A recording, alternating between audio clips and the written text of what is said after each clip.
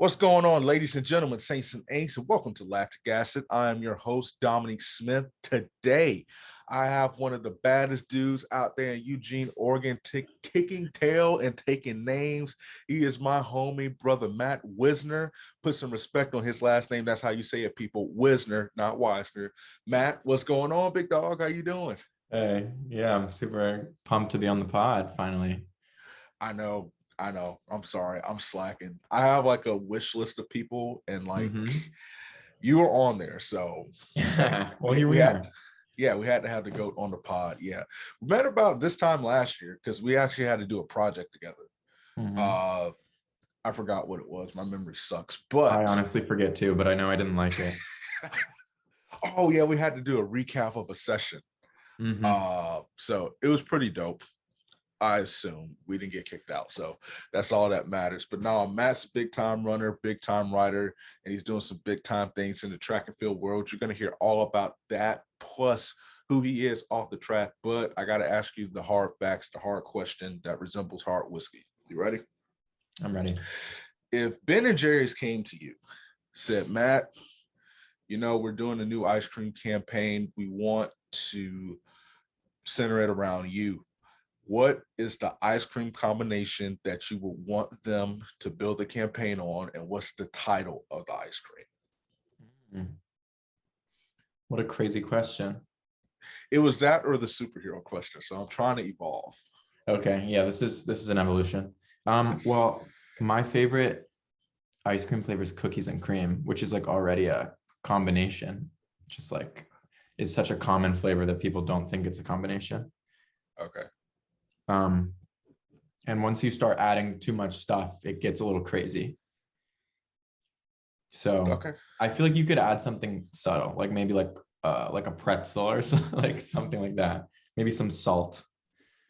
So a salted pretzel. Or maybe just like salted cookies and cream. I have seen, that's actually not a bad idea, because I saw it I think I saw it in Whole Foods. They have a salted chocolate chip cookie with sea salt. So that's not a terrible idea. So salted cookie. Actually, that's a good idea because you get savory and sweet. Okay. That's a good combination. I'd go for that. All right. What are you going to call it?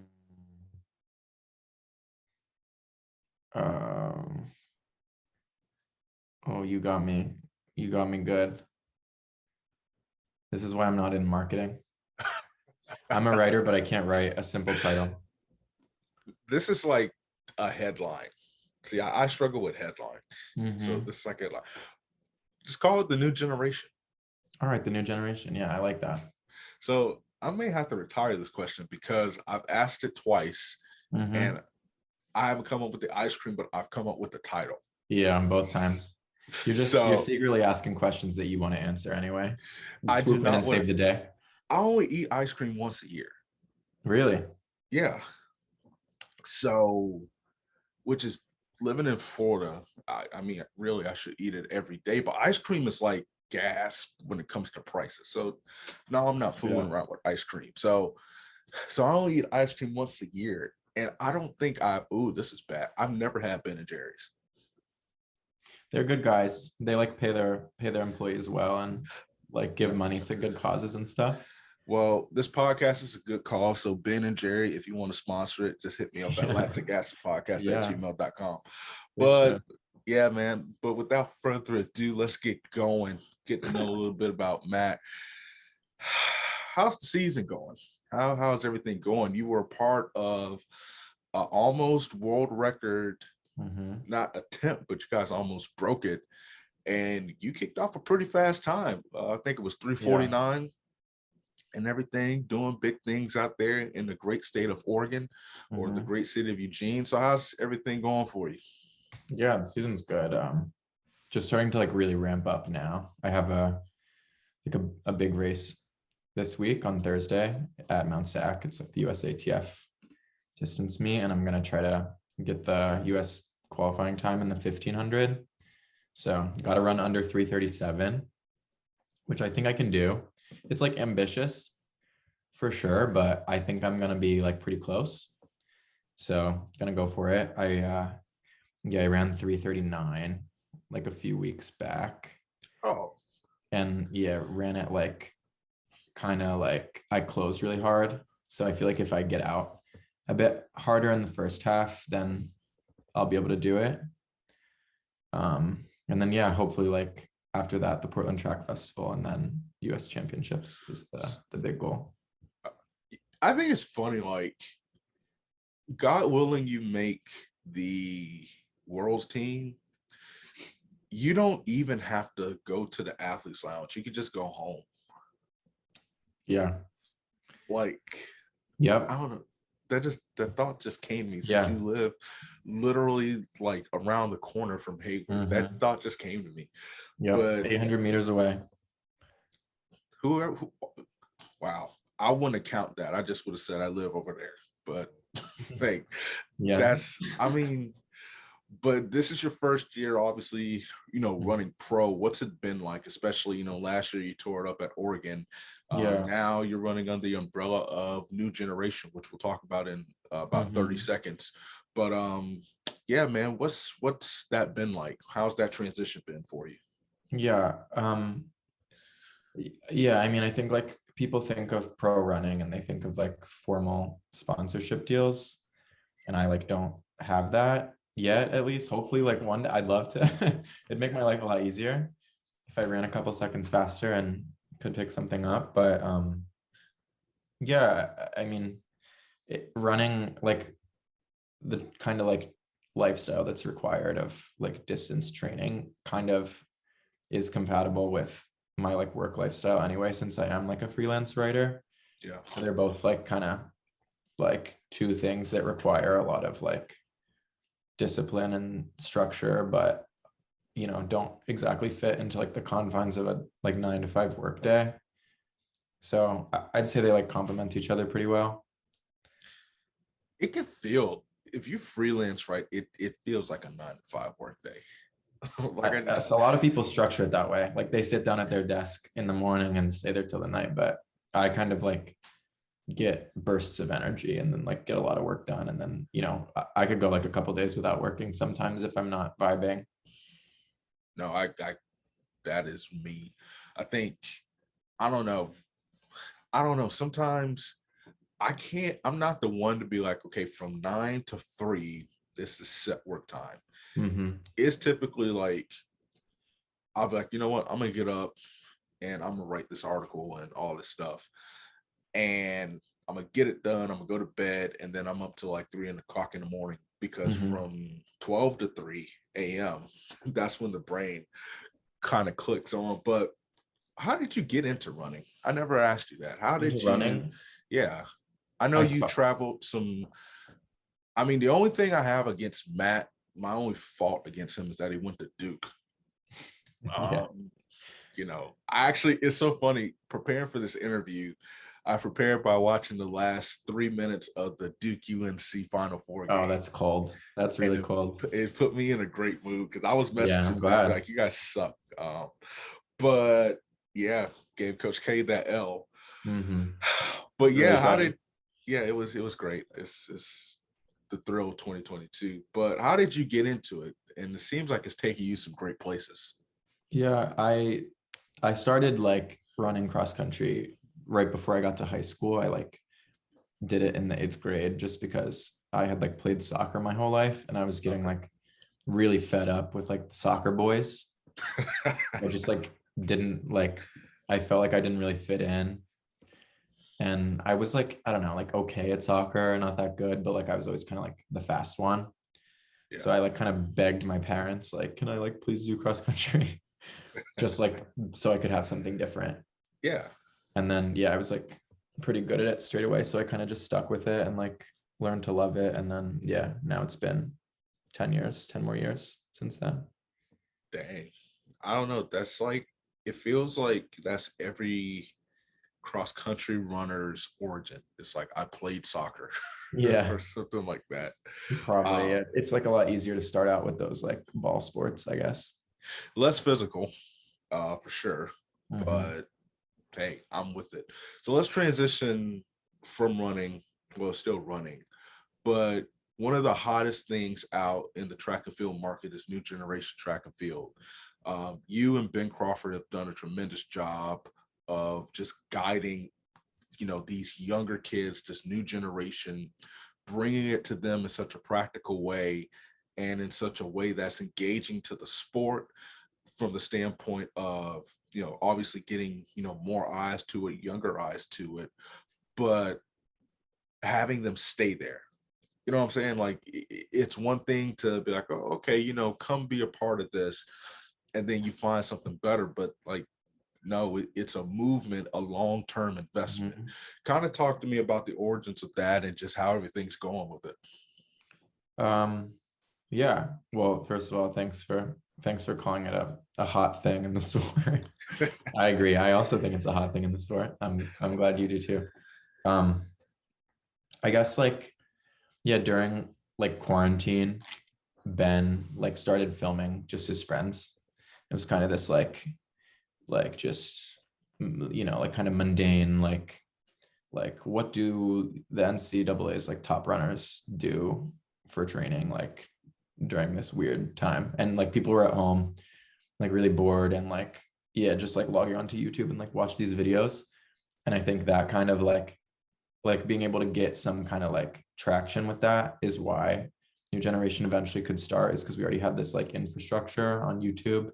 Yeah. So yeah, I think kind of the philosophy behind those videos is still the philosophy behind the work we're doing now. And that's how can you show the character and the personality of the sport's top runners, because a lot of the media coverage is really news based and kind of reductive and boring, honestly. So I think that's kind of the idea at the center of the more media part of it. But then also we're just normal young guys who are really interested in pop culture and the internet, and we want to take our knowledge of what's cool and what we like and kind of inject that into the sport, because I think a lot of sports media is just I don't know, its own kind of weird thing that plays by its own rules and kind of gets in its own way, I guess. And I really don't think that we can get more fans in into track if we don't bring in kind of mainstream pop culture too. Yeah, I think track could be part of mainstream pop culture. Track could be really cool, but I think there are a lot of people preventing it from becoming cool. Oh yeah, I mean, and I feel you kind of have to, because the one thing that I appreciate about New Generation is all of you guys have personalities, but you don't hide your personalities behind the brand. It ties into the brand, because you're able to be so authentically yourselves. It's a more genuine product. You know what I'm saying? Yeah, totally. That's why it, attracts more viewers. It's why people, want to come on. And that's an interesting point, about sports and pop culture, because every sport, you look at football, you look at basketball, and just how it's, even the athletes kind of, showcase it. You look at some of the podcasts that they have, it ties in to everything. And I don't know, I said it's the hottest thing because it's something that track has not really seen. There is a serious side to it, but then there is a realistic side to it. Is it been everything that you thought it would be so far, at least? Oh, okay. I feel I'm always getting surprised by what's around the corner. And one of those things is that about a year ago, Ben was oh, I want to make a print magazine, which just felt so out of left field to me. And I I love magazines. I went to journalism school. I am totally nostalgic for that era that I didn't even live in, where magazines were kind of the markers of what's cool and uncool and what's in and out. And yeah, I guess in the pre-Twitter days and pre internet era, like, yeah, magazines like really governed pop culture. And like, yeah, Ben kind of like surprised me with that. And then, you know, ever since then, the magazine has kind of become one of my big projects. And I've now made like 2 basically completely by myself, as like, you know, kind of like creative vision behind it. And I mean, I haven't actually made by myself. There are like a lot of people that have contributed, but I kind of directed things. And yeah, that's like become my kind of like favorite project. And it's like the sickest thing ever to me that like I, you know, can do that and do it with my friends. So yeah, I'd say that I'm like constantly surprised by like the direction of like the work we're doing. I graduated from UCF, and their journalism school, I actually was on our school's magazine. It was called Centric, and so we had an edition every fall. It was just one edition, and it was the most fun because it's different writing. It's not. I've worked at a newspaper, and I've worked, you know, with a magazine. It's 2 different styles, and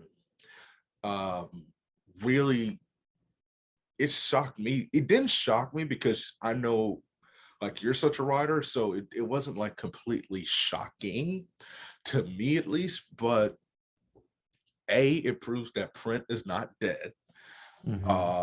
But if you can make something specifically in a magazine, because like I said, you know, I don't want people to be like, oh, you know, he's talking about newspapers. Newspapers and magazines are 2 separate entities. Yeah, 2 separate things. Yeah, so if you can make something from a magazine standpoint that can attract a reader, you know, then go for it. And if I'm not mistaken, it's only $10. Yeah, $10. NewGenerationTF.com. Yeah, everyone listening, go cop yours today.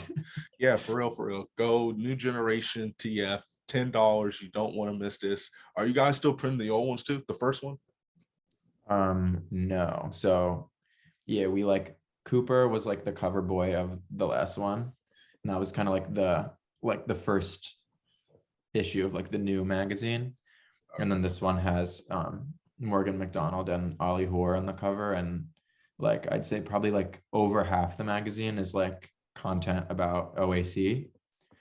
Just like a really cool young team that's like definitely on the come up. And you know, they've got a lot of really good runners on the team, and they kind of like embody like this, like they kind of have the same mission that we do almost. Like they, you know, are very online, and their characters are kind of like well documented online. And yeah, I think they like represent what New Gen's about. So they kind of made like a great subject for this issue.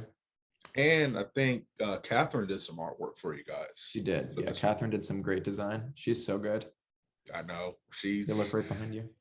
I know, it's crazy. And this is getting updated because she's, you know, she's doing that. I mean, she does everything. Shout out to Catherine. She was the guest for the Graphic Day episode. I think released that sometime last month in April. But yeah, $10, New Generation Track and Field. Definitely check that out. Definitely check out the videos and everything that's going down. What are some of the projects that you guys are working on that you could tell the people about if it's not too secretive? Yeah, we're making another magazine at the moment.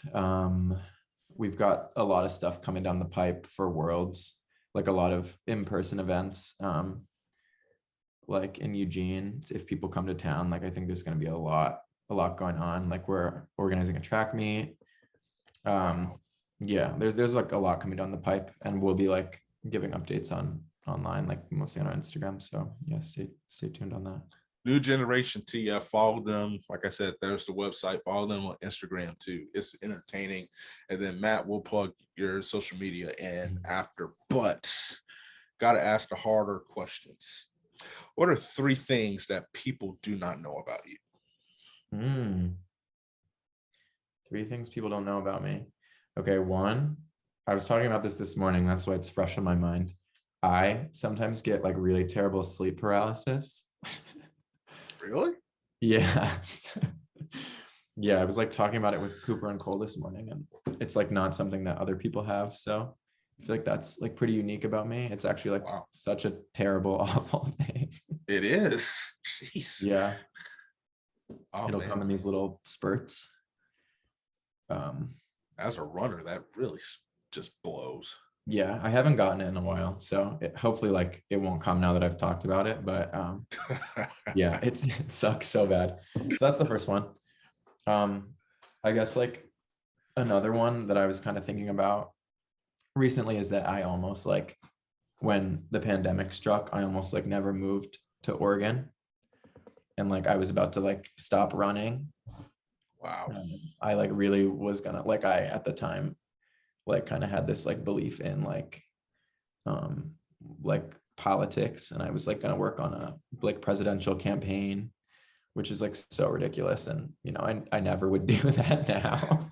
That's like a Rory Gilmore kind of like you just randomly stop, you know, what you're doing or whatever, and then you hit up Joe Biden's campaign. Yeah, I never was gonna work for Joe Biden. That's Oh, like kind of what that's kind of like what saved me. I was like like I was like employed by Bernie Sanders, and then oh, there was like a lot of beef between like Bernie and Biden, and then yeah, I think a lot of people that were like in my job were getting like transferred to Biden, and I wasn't going to do that. gotcha. So Okay, so you yeah. almost quit running, sleep paralysis. What's number 3? um the third one, I have a tattoo on my arm. Okay, It's like branches and leaves. It's like part of this art that I really like. But people are always so shocked to see it. really? I'll probably Okay. get some new ones soon. Are you gonna I want are you some gonna more do ink. are you gonna do like a full tree? No, no, no, no. It's not like for the branches and leaves. It's like more just because it's like part of this art that I like. It's like a little sliver of it. Okay, okay. Yeah. So there was a tweet. So you're big on 90s television as well. The 90's, yeah. So we got a mutual friend, homie Hannah Bornstein. Hannah came on the show Yeah. and we had an amazing talk. And since then, she is probably going to be responsible for the revision and the revival of Hey Arnold Yeah. Yep. on Nickelodeon. Shout out to you, Hannah. But we're going to talk 90s in just a second. I actually need to do like a 90s show to get her back on like a 90s revival. Because since then, like I've watched like Mike, I've Mm-hmm. watched countless episodes of Hey Arnold and Mm-hmm. Rugrats. But anyway, um, I saw a picture of you for Halloween. You dressed up as Helga G. Pataki. I did, yeah. Please explain of Yeah. all the characters, you picked one of the most evil characters in television, 90s television history. She's not evil. She's misunderstood. She evil. That little girl evil. Okay, yeah, she's evil. You're right. Yeah.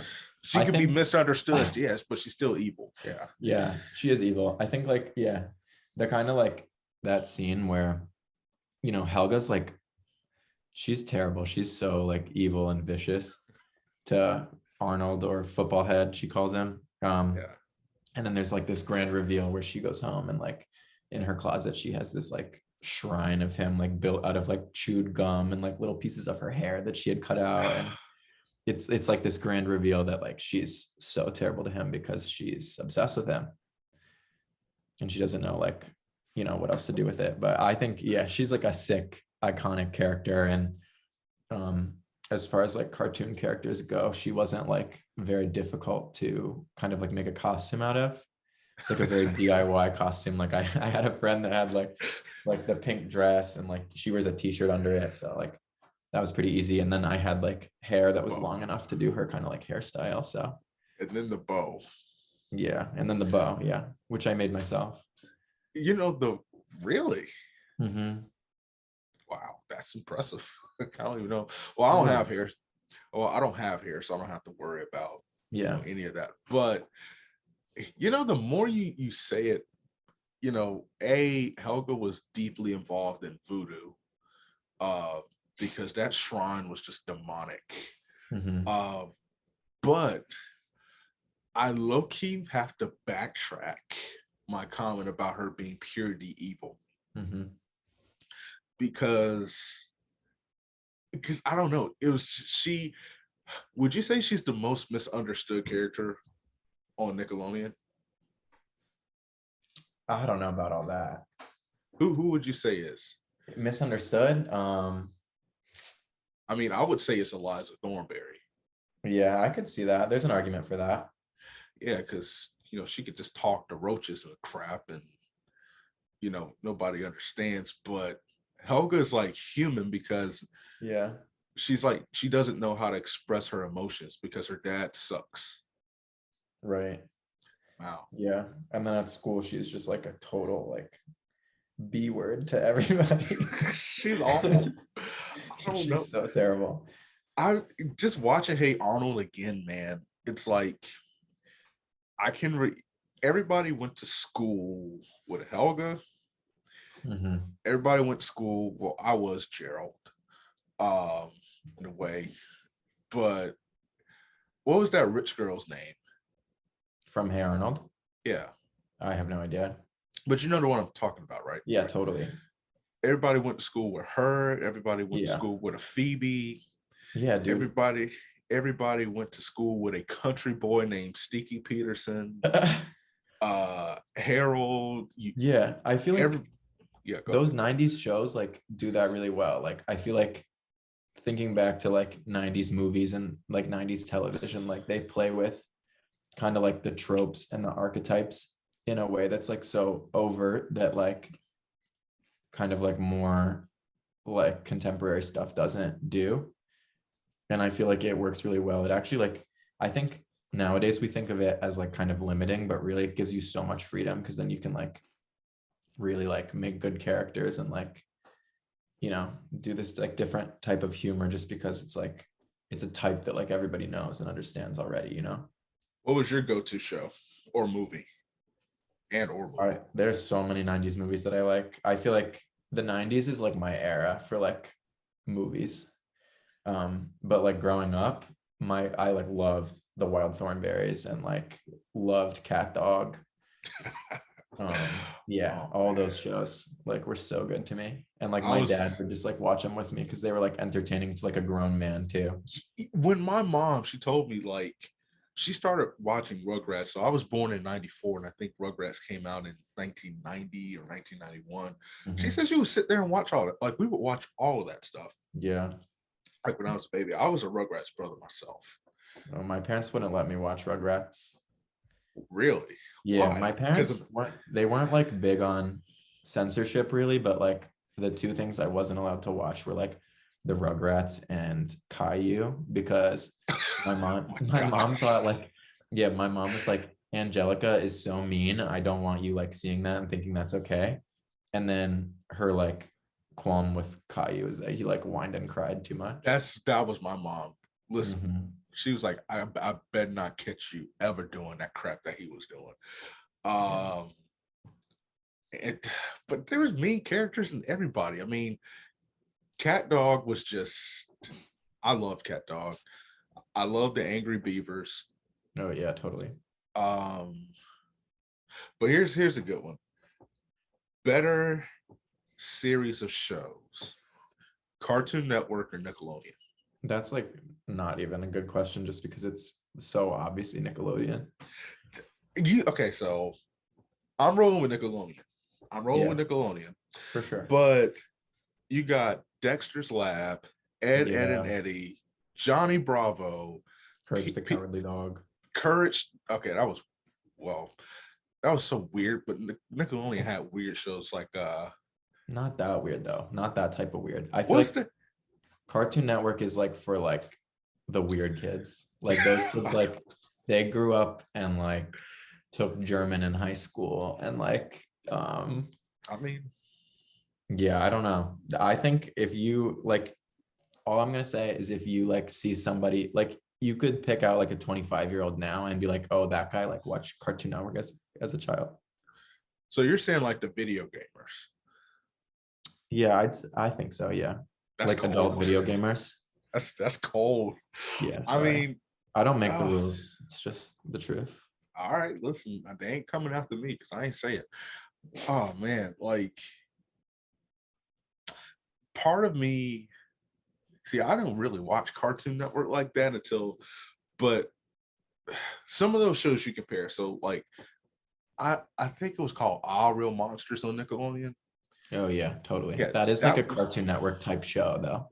yeah, Yeah. Invader Zim. Yeah, and like yeah, like Ren and Stimpy or whatever. Oh God, yeah, I watched that. I never fully got behind that show. Yeah. There's okay, the borderline show that could go either way on Cartoon Network or Nickelodeon was Rocco's Modern Life. Oh, totally. Yeah. I did love that show. That was a good show. I don't know. It's looking at the 90s shows, even when SpongeBob came, it wasn't like OG SpongeBob and like Right. even Rocket Power to an extent. I love Rocket Power. It's still better than what's on TV today. It's so much better. If you like go on to like Nickelodeon like now, you would be actually like appalled at what they put on there. Really? And like Disney Channel does it way worse. Like that's the worst one of all. I haven't. I mean, I used to like on Disney. I used to watch like Even Stevens and That's so Raven. Oh yeah, that's so Raven. But Sister was my show. Oh yeah, Sister. Yeah, and tomorrow. What's that show? Oh boy, I think it was called Smart House. I was going to say Family Guy. Oh, that's a movie. Smart Guy. Something I don't know. It was Smart House is like that movie where the kid like doesn't have a mom, but the house is his mom. And she like really surveils him and like, you know, imposes like a curfew and stuff. And then it's like the house takes over. That is terrible. Yeah, that's like crazy. But then Cartoon Network had Monster House, which is like the same thing, just like scarier and weirder. Pretty much, yeah. So okay. But no, it was called Smart Guy. It was with Taj Mowry when he was like 5 or 6. But actually, the more I think about it, the more of an idiot I am because to even compare Cartoon Network to Nickelodeon, because there's so many shows that I forgot. I forgot about my show, Kenan and Kel. Oh, totally. I forgot about all that. Yeah. I even used to sit down and watch that stupid Amanda show. That stupid Amanda show. That's my show. I love that. That's like, honestly, that's like the basis of my humor. Like I don't know, if I went back and like watched that now, I would still think it's funny. And like, I kind of want to bring that like style to like our new gen projects and stuff too. Why don't you just get Amanda Bynes to come on the show? Or she's off the deep end. I haven't seen, well, I don't know. She's always like, there'll be a news cycle like every so often where she just has like done another psychotic thing. I hope she gets better. I haven't really. We're praying for you, girl. Yeah. Amanda Bynes, if you're listening, you should come on the pod. Oh yeah. Yeah. Come on. Lactic Acid. Oh, that would be fun. Like me, you, Hannah, Amanda Bynes. That would be fun. But when I say stupid, just in case the outside shot that she hears this, when I say stupid Amanda show, it was like, it's one of those things where it's stupid, but you still laugh at it. And it's still something that you watch every week. You know what I'm saying? Funny. I think it's like, I think people like downplay how smart it is. Like like the writers are so genius. Yeah. Oh, of course. Anything that Dan Schneider had his fingers in was like a masterpiece. Like Drake and Josh and the Amanda show and Good Burger. Oh boy, that was my movie. Yeah, all that stuff. Like that man he's very smart, but he also is like a pedophile or something. Yeah, that's what I was about to say. I wasn't gonna go there, but yeah, we're gonna separate the art from the artist just for a second. That's one. Yeah, that was one of, to me, that was the most iconic Nickelodeon movie. Good Burger. No cap, without question. Yeah. Good Burger. So good. Everything. I watched that like 9 or 10 times a year. Like, and I have yet to find a burger that is compatible to what I saw on that movie. I hate that. Because honestly, when I was younger, I would look for it. I'm like, yo, because back then it was McDonald's and Wendy's. And now you have like BurgerFi. Well, I forgot what they have in Eugene. They had a burger place by the stadium. Oh yeah, Cafe or it's whatever. like that's more like Red Robin type though. Yeah, and I'm not a fan of like hamburgers that are cooked on a grill. I don't like that. I need my hamburgers cooked on the flat top like Good Burgers, but I have yet to find a burger that is compatible to that even looks good. Like I've had some Mondo burgers, but not not like a legit Mondo burger.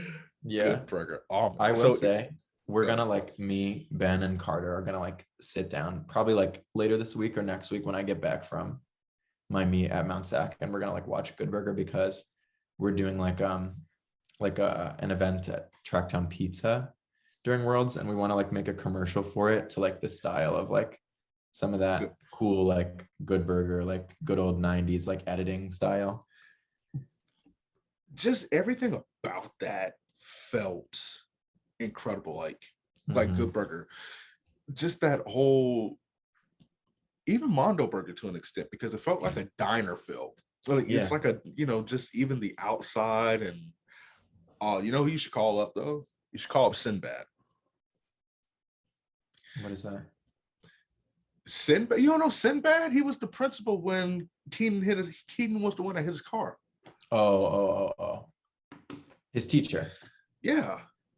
Yeah, that guy had the sickest fits of all time. He was dressed so well. Sinbad is a comedian. Sinbad is one of the OG comedians. Yeah. Like if you're gonna get somebody, you got to get Sinbad on there. I'm just saying, he's a great character.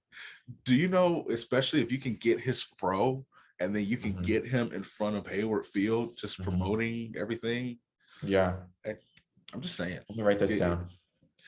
I'm being dead serious. If you can get Sinbad out there, but I want full credit for, like, I know the show's going off the rails. To my listeners, I'm not that sorry. But yeah, I want full. If you get Sinbad to Eugene, first of all, tell them to fly me out there, because it is cheaper to fly. I'm not even kidding. It's cheaper to fly to Paris than it is to Eugene. Really?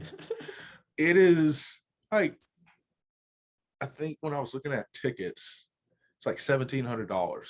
Sheesh. From Orlando to Salt Lake City to Eugene. That's an arm and a leg. Yeah. So, yeah. They pay that ticket for Sinbad though. They need to pay it for me. I'm giving them the idea. Yeah. But no, that would be epic, man. I hope you guys live stream that and just kind of live stream some of the things that you guys do, because and it's genius marketing. The marketing is perfect because everybody and their moms are going to be. So you got, I would say this Pac-12 from a viewing standpoint, I didn't see too many people out there. But it's all, automatic. It's going to pick up because you have NCAAs, you got pre coming up next weekend. Yeah. You have USAs and then Worlds. So, all right, last question before we switch gears, then we'll get to the, the last part. What 90s character suits you the most, you think? Which 90s character? That's so loaded because there's so many good ones. All right, pick two. We'll go Panera special. Pick two. Well, my favorite movie is Mulholland Drive. Do you know that? I have never heard of that. You should watch it. It's a classic. It's like a David Lynch movie, but it's like about these two like stupid girls in LA. Like the one girl gets in a car crash and then she like forgets who she is. Like she forgets her name and like what her life is about. And then the other girl moves to LA as like an aspiring actress. And it's kind of like about how they meet and then they like are working together to like, like get the job done or whatever. But I'd say like the first character is like the girl who forgets her name.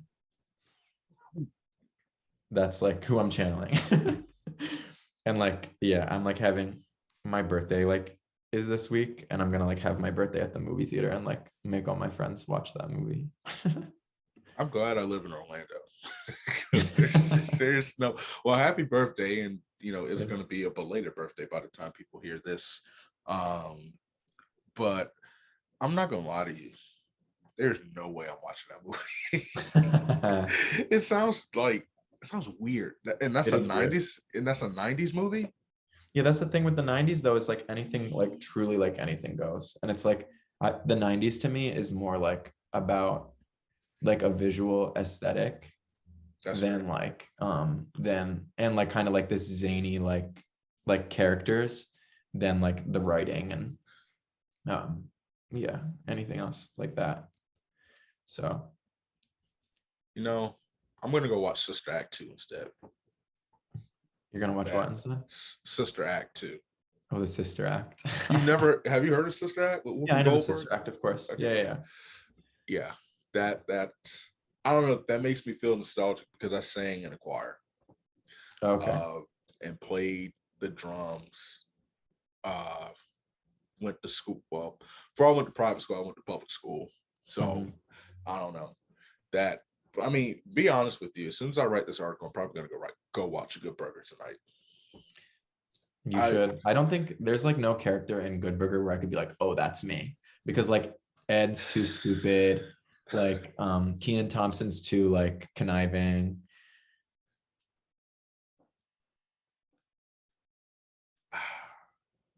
I'm Sinbad. So I think I'm Sinbad. yeah, I could see that. Yeah, yeah. That's me. That's the only. I don't know. You know what character you can be though? Yeah. None of them actually. I'm like the girl in the psych ward. She's like in the psych ward, like dancing, like yeah, I remember that. That was the weird and what's his name? Kel was like, didn't he like try to date her or something like that? yeah, Or was that's Nancy? me. I'll take her. Okay, moving on. So how did you get into writing? Where did the passion for writing and writing stories that tell the story of the sport in particular? Yeah. I guess like if you go all the way back, like my high school girlfriend was like like a writer. She was like she won like all these like national awards for her like poetry. And she was like constantly reading and stuff. And I don't know, I think I kind of like really liked her because I thought she was so cool, and like secretly I wanted to like be as cool as she was. Okay. So yeah, I think that's probably like my earliest kind of thing. But then like in college, I like took a whole bunch of creative writing classes and really kind of just like enjoyed that kind of like mode of expression. And yeah, I don't know. I'd say like midway through college was when I like really started to like love reading for like the quality of writing. Like I'd see a banger of a sentence and just like be so excited by like how good it was. So yeah, and I had like some good professors, and like I wrote some stuff that really excited me at the time, and like looking back at it now it's like complete shit. But yeah, I'd say like those are like kind of like the early markers of it, but I didn't like start writing as like a job until like probably a year ago. And like yeah, deciding to go to journalism school was kind of um like on some level just what was required to come to Oregon, because I like yeah knew I was gonna like come here. I just didn't know what to study. I mean, it's a great program. Shout out to Professor Lori Shantz, the GOAT. Yeah, big shout Um, out. she like changed my whole perception of writing. I Yeah. told her like before, I don't know if I told her on the show, I was like, every time I write, I just have her words in my head, which Mhm. like it takes my articles at least 3 hours longer, but it's been for the better because I'm so much of a better writer. Um, Yeah. but I don't know, and you're really, it's funny, like you would think that with the way you write, that you had like these aspirations of being a writer all your life, but it Oh, that's sounds nice. like you're low key more of an English teacher. because you're the only one that gets excited for like a like a sentence. Yeah. But I Well, I get think that. like, I don't know. I think like I definitely like view writing as like more of an art form than like a trade. And I think journalism and like journalism school and like doing sports journalism like kind of makes it into a trade, and like that's not like what I love about it. So, you know, I'm doing it because I'm broke. Like not because, you know, if I could like go like sit back and like write a book or like write my own stuff for like a year or two, like I would totally do that. But you know, you got to do what you got to do. So, and yeah, I do like teach writing to like we at our new gen camp, we like bring in a bunch of like young kids that want to be like writers and photographers and stuff. So I'll like teach them writing for a week. So yeah, I like that part of it too. Oh, okay. So you literally are a teacher, professor. All right. Yeah. I didn't know that. That was a part of it. But that is such a benefit for young kids because you actually, it's one thing to learn. I want to be careful I say this. Writing is as the generations pass, the forms of writing change.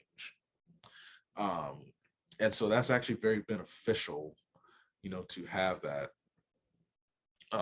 you know, that opportunity, you know, in these new generation camps. So do you ever think you would write a book?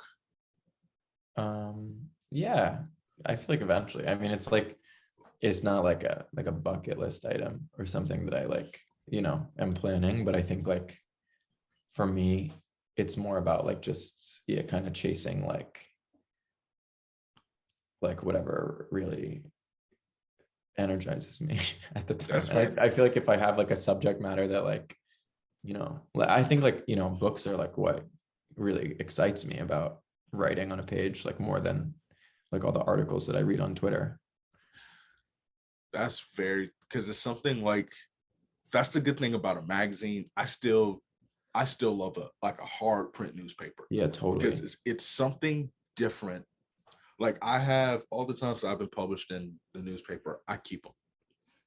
Like I have them all because it's something different. Like I want to show my kids that. I want to show, you know, my wife that like, yo, this is, I don't know. It's just something authentic about it. Like my mom, you know, worked in a newspaper, and she still, you know, has some, you know, her stuff like from the 70s. So, Wow. you know, even, you know, in a book that is, you know, something powerful.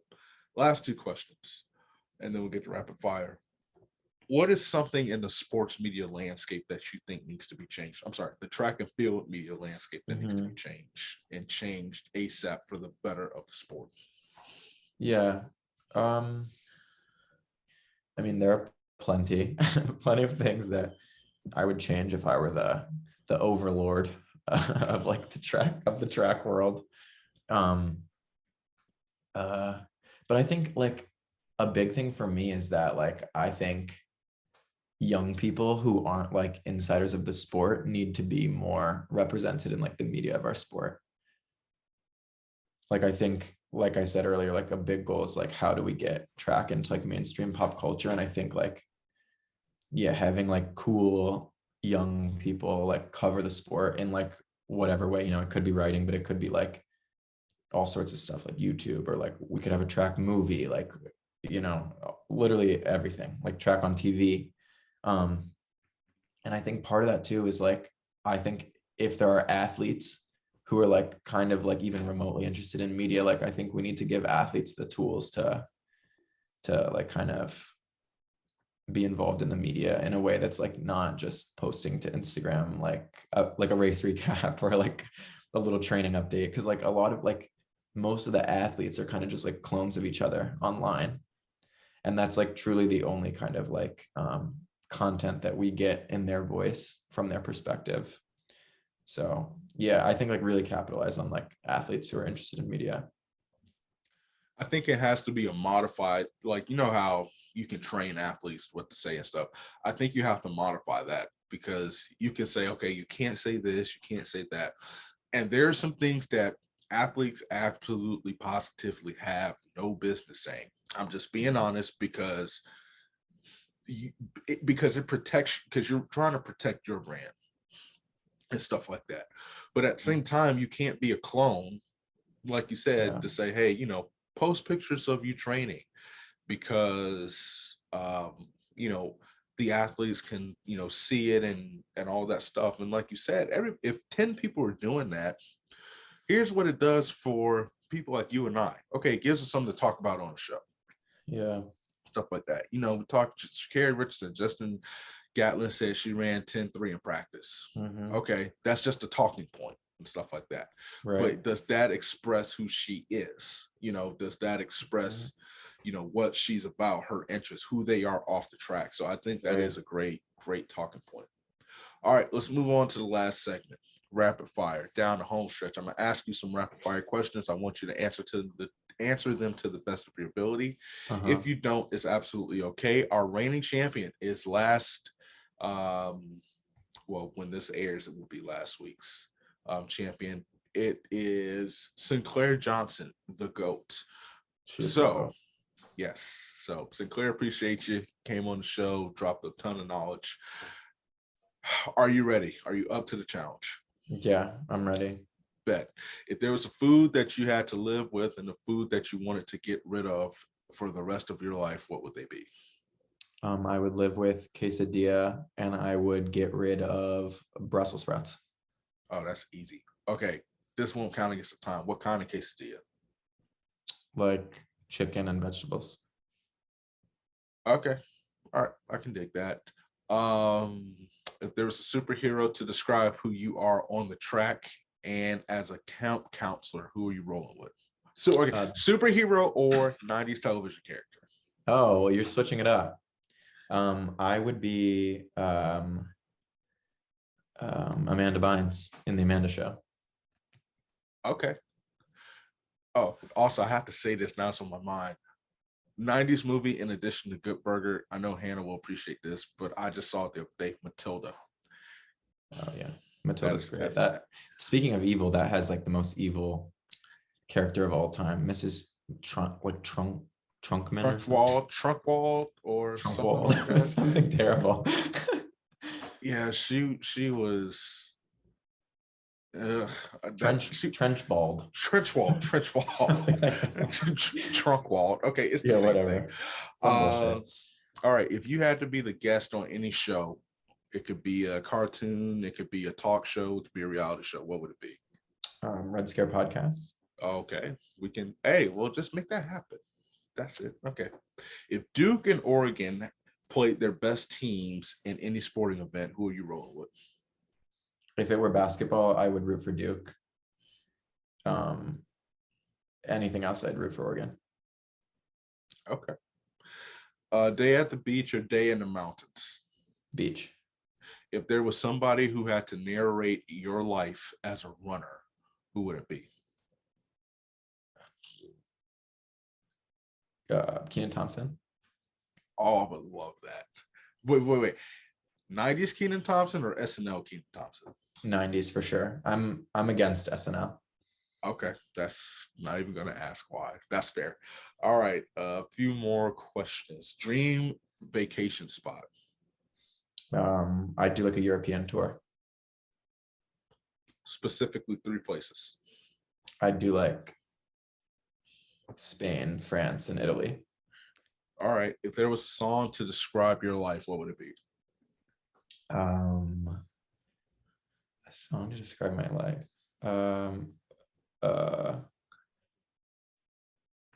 I guess like all my favorite songs don't really like describe my life. Or describe your day. How about that?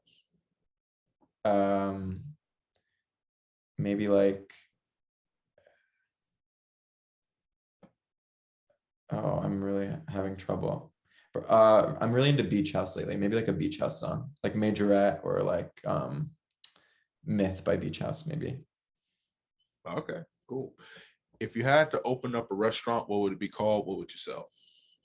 I would call it Matt's Diner, and it would be the most classic diner you could ever see, because I feel like that's like a really degrading, like, or it's like an American cultural institution in decline, and I think it needs to be saved. And everything would be super cheap. I love that. I am a huge diner fan. Yeah. So bonus question, and then we have two more. Is Waffle House considered a diner? No. Oh crap.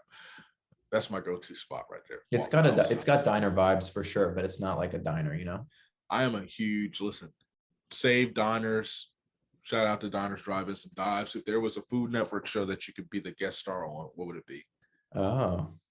I don't really know the shows that well, but I would want to go on one of those competition shows like Chopped, Master Chef or like whatever, just because I love like all the shows where like there's contestants that are pitted against each other. I like that. Okay, a couple more questions. If you had to have dinner with somebody, I don't do living or dead, so just living, who would it be? Okay. Miley Cyrus. Why her? She's like the only like mainstream celeb that I like really stan and like would defend. Okay. I love her. Okay, Miley Cyrus or Hannah Montana? Miley Cyrus. Yeah. I like actually wasn't like that big of a Hannah Montana kid. Just because like I feel like it was like a girly show and like a lot of the guys were like, oh, I don't really like that. And I was part of that. So yeah, I feel like I'm kind of like a late stage Miley fan. Fair enough. All right. Last question. And for whatever reason, the last question always slips my mind. Oh yeah, here we go. If they made a movie about your life, who is the actor that would play your character? That's such a good question. I'm trying to think of like a young actor. As much as I want to say Timothée Chalamet, I feel like he wouldn't fit the vibes. He's too short. No, he's not that short. He's like 5'10". Oh, well, that's short to me. Tom Holland is really short, I think. That's fair. I'd go like, I don't know, like Matthew McConaughey. I'd go like, I'm going back to the 90s. Matthew Everything's McConaughey. in the 90s. Yeah. Yeah. Okay. We can do the 90s. And then what would it be called? My movie? Yeah. It would have some absurd title that had nothing to do with anything in the movie. So Matthew McConaughey, but there's like 1,000 different versions of Matthew McConaughey. Yeah. I was thinking like Dazed and Confused. Oh, perfect. All right. That's how we are going to end. All right. We had a bit of a technical difficulty there.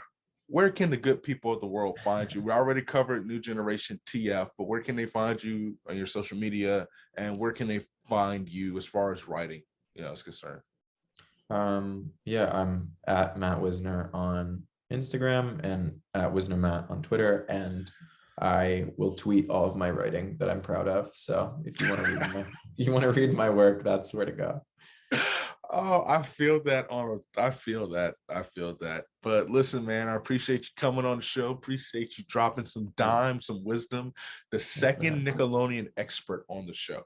I'll give Hannah the lead because she's on Vice and all that stuff. But totally. Hey, you're dropping dimes, man. Listen, for Lactic Acid, you can follow us. You know where to find us on Instagram, Lactic Acid Podcast, on Twitter, Lactic Acid _pod. Going to try to use TikTok more, so follow me there on Lactic Acid with Dominique Smith. YouTube, we're doing an exclusive series called Track Talk that will exclusively be on YouTube. I made that decision. It's between half an hour and an hour. We just pretty much just chop it up, no organization to it. You definitely want to check it out. We have some awesome guests on that. That's exclusively on YouTube, and that is Lactic Acid with Dominique Smith. Type that in, subscribe, hit that like button. It helps out, and then follow on all of wherever you get podcasts, Apple, Spotify, Google Podcast. Type in Lactic Acid with Dominique Smith. Hit that like button, subscribe, leave a nice review. It helps everybody find the podcast. They tell me it boosts the algorithm or whatever that means, but that's what it'll do from what I've been told, and it helps grow the channel. And if you are interested in sponsoring Lactic Acid or Track Talk, hit me up at lacticacidpodcast@gmail.com. Until next time, peace.